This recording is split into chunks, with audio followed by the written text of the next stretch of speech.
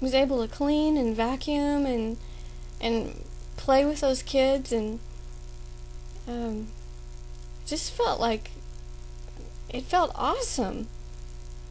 And then the day they ran out, it was like I just dropped. And my brother-in-law noticed it too. He noticed a huge difference, and he was like, "Be sure and tell your neurologist the effect that those steroids had on you." And I said, "Well, I think they would have that effect on anyone, right? I mean, isn't that what they do to anyone? They rev you up, I guess." But I'm thinking like in a low dose, just a low, steady dose would do me wonders. Because that's all I want. I just want to be able to just function at a normal level like I used to, consistently. You know, not up and down, but like wake up and have energy. And you know, to feel more in control of this, and possibly be able to work again.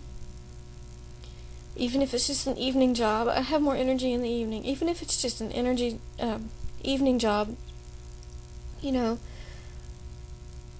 I would love to be able to do that again. So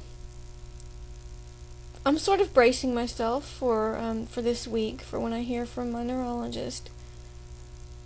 It's going to be it. He may call me in to discuss my options. They still can't pinpoint what it is, but maybe he'll know now, because they put a lot of dye in me this time. Normally, they just give me like a little injection of dye during the MRI, but this time they sent me to this little lab first and had the IV put in my arm and taped it up, and then sent me back to the waiting room, so that when I was actually in the MRI, they came and pumped a whole bunch in me through that IV. It was like a different amount, and it was a different type of MRI. The sounds in the machine, they were different. And it's called an MRI spec. And it's supposed to just really look at that thing from every angle, and I'm all for it. If they say it might be good to go ahead and take it out, even though they still, you know, they may not be sure what it is, I'm willing to risk everything. But it's no big deal anymore. Like, brain surgery used to be a big deal, but it's not anymore. It's like, it's kind of simple now.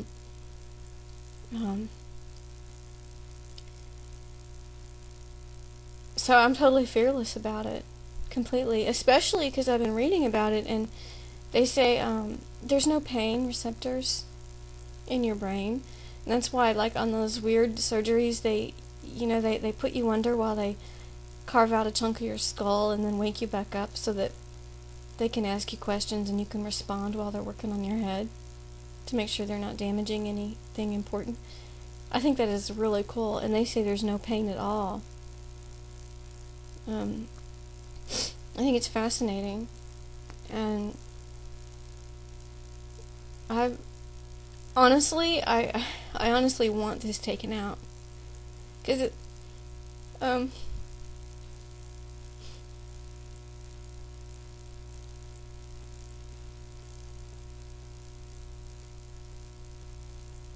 sorry.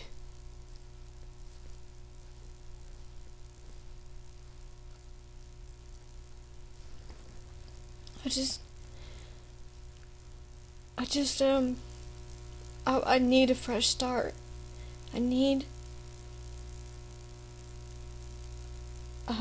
This, it just screws with me. I'm tired of, the memory problems and the bad days, you know, foggy thinking and all that stuff. And it's funny because in my mind I have it separated. It's all black and white. I'm like, I've been told, or I got the idea somewhere along the way, that it's either MS or a mess in my brain. But the reality is, it could be both. Because, it just could be a conglomerate of deals. I don't know. There's a lot of different little things brewing in my body.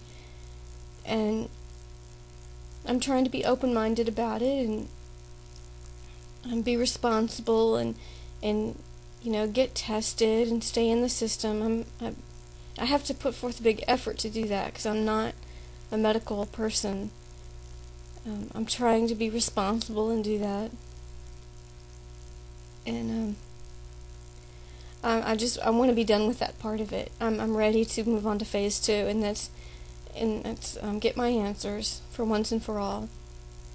And I'm open to taking some medication, low dose of something, and build myself back up. I just need to know what I'm dealing with, and take it from there and move on with my life. I didn't even mean to start talking about this. I got on to talk about something completely different, and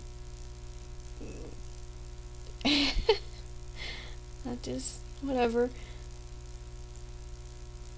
I'm sitting here, I need more sleep.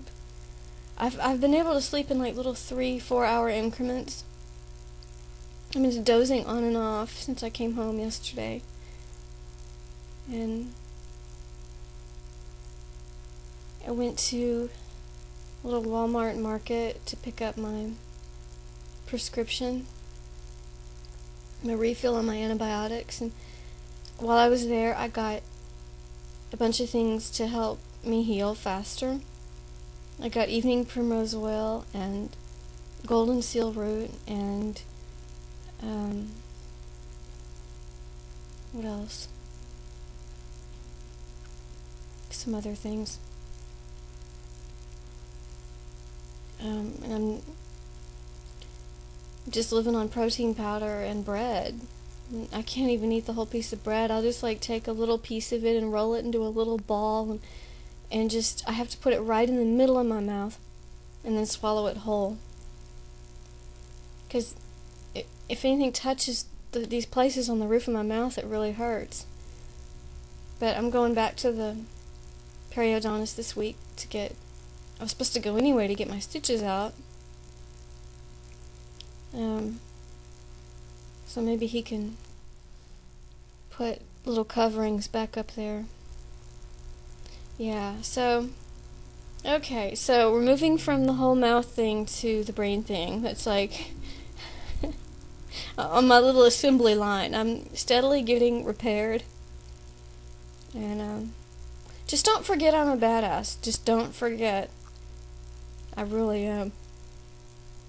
So, I'm just, getting maintenance work done right now. You better watch out and stand back, though. So, what I got on to talk about, was,